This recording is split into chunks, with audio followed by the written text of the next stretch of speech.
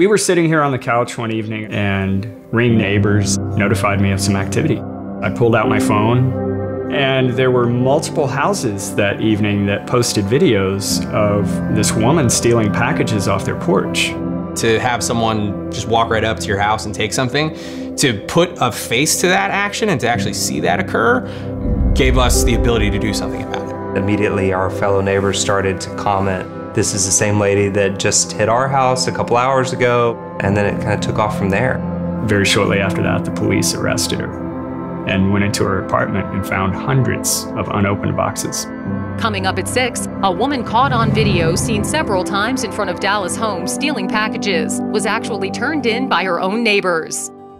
This is the first thing we ask for. Do you have any video coverage of this? That's the greatest tool to be able to take as law enforcement and be able to turn over to a prosecutor to be shown in court. Definitely sharing information with neighbors, even if it is just social network, would be a huge difference. It can only help that connectivity, everyone watching out for each other. The way it brings everybody together and sharing of information and incidents is almost instantaneous. Nowadays, the game has been completely changed. Everyone wants to make sure that their neighborhood is safe.